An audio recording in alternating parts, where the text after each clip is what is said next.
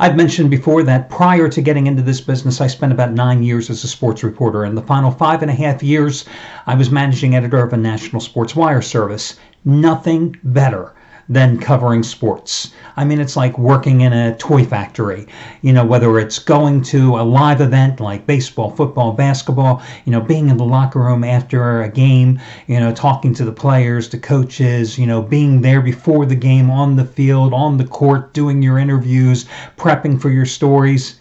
Again, it's like nirvana. For 8 years, I covered boxing. There wasn't a major bout in the 80s that I didn't cover. And my interests were varied. Not only boxing, but I was fortunate, although at the time I didn't really think I was that fortunate, to actually coordinate the coverage of 2 Olympics, the Winter and Summer Games at that particular point. I mean, 3 excruciating, time-consuming, exhausting weeks of action. And that didn't include the 6 weeks leading up to those games. The most fascinating thing I ever did, America's Cup.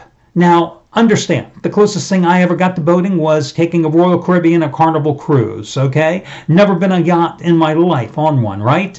But America's Cup, absolutely incredible. I loved covering the America's Cup back in the 80s. I think it was like 1984 or 85, something like that. Dennis Conner and Stars and Stripes. Loved it. I thought it was the most incredible thing ever. But what I didn't like about sports is stuff that's like, for example, gone on the past couple of days. Now, back in the 80s, for example, we had the cocaine trials with baseball. And, of course, then it carried over into football as well. You had, even then, domestic violence issues. You had NCAA sanctions. It's when real life interrupted the toy factory. And it's happened so much just in the past couple of days. Last week you had, for example, the latest shoe to drop, no pun intended, and believe me, there is a pun intended there, with Will Wade and LSU's head coach getting suspended because of the latest alleged hearsay and wiretap information going on with whether or not players are being paid by coaches to come to their schools. And listen, I think that this is just the tip of the iceberg. I think some more big name coaches are going to go down in flames because I think that this has been going on forever. But now with these wiretaps, I think more and more coaches are going to be exposed for the frauds that they are, because the payments to the players, to their families, to the agents that have been representing these players as they get recruited to big-time programs. Again, this has been going on forever.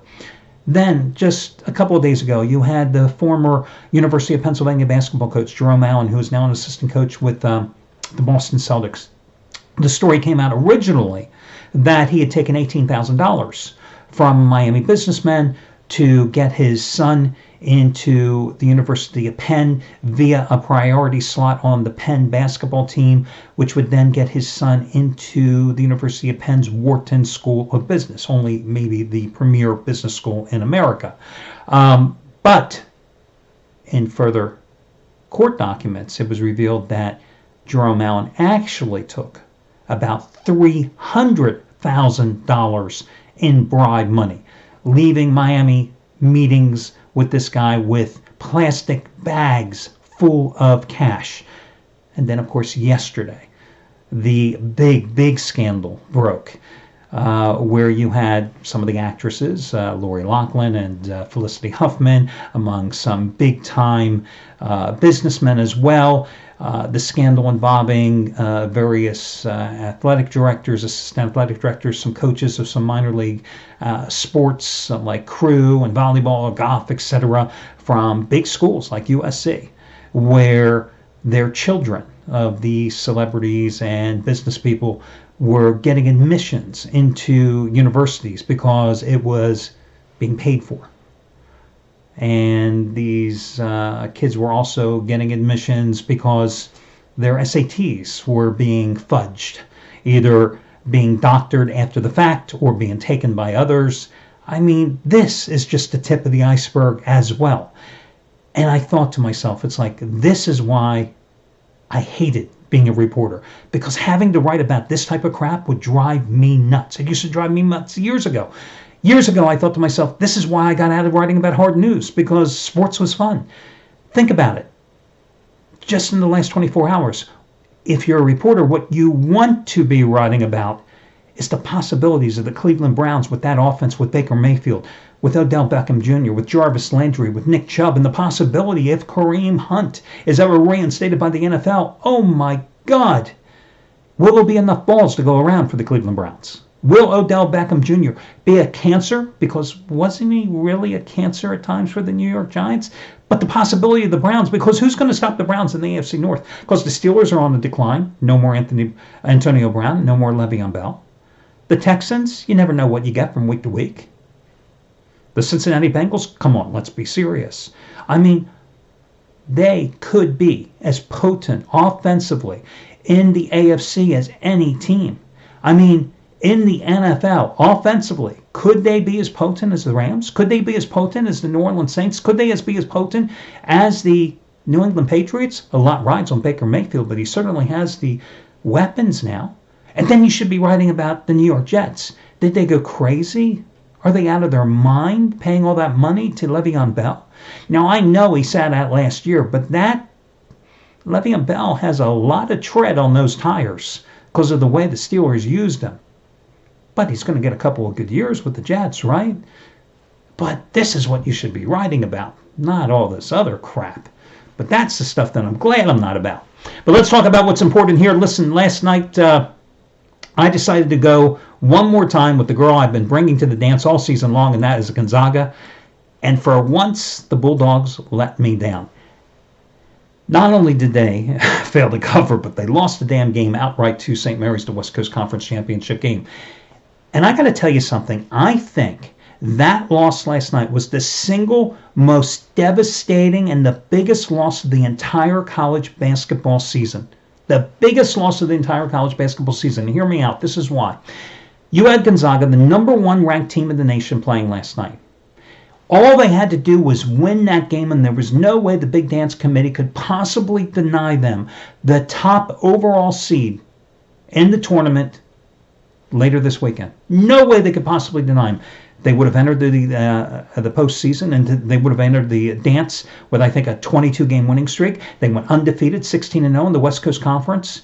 But the fact is that they didn't play anybody in the West Coast Conference. Their net ranking really wasn't anything to speak of. So they had to win that game last night. That was their last opportunity. But they had it right there within their grasp. It wouldn't surprise me if they're not even a number one seed right now. Really, it wouldn't shock me at all. That, to me, was the single most devastating loss of the entire college basketball season, because it opens the door now for somebody else to sneak in there to become a top seed. Not only that, but they had the opportunity to be the top seed and to play somewhere close to their home base in Spokane. And they blew it all by losing. And not only losing, but losing badly. Just a devastating loss. So, listen, I think that today the college card sucks. I think the best bet is actually in the NBA. I'm going to go with my third Raise the Bar 20-dime release of the entire season tonight in the NBA. And it's the Rockets-Warriors game, and it's the half-price play of the day, and you get it using coupon code HALF. The big college play tonight comes courtesy of Chris Jordan, who's going for winning day number 5 in a row and 12 out of 16. A guy who has made $1 bettors a little over $52,000 the past 27 months in all sports combined. Top-rated 1,000-star college basketball release in the Big 12. It's West Virginia and Oklahoma. You get it for over half price off by using coupon code CHRIS. That leads me to the complimentary plays. I went 2-0 last night. Figures, right? Nuggets and the Spurs were the winners. First one comes in the NBA. I'm going to go with the Pistons plus the 1.5 points at Miami. Now, Pistons are number 7 currently in the Eastern Conference postseason standings. 3 games ahead of the Heat. Now, they had won 5 straight games before getting destroyed Monday at Brooklyn, 103-75. Horrible game. Blake Griffin only had 10 points, sat out the fourth quarter in that game. They shot a season-low 27.8% in that game. Here's why I think they lost. They were playing the second of back-to-back games.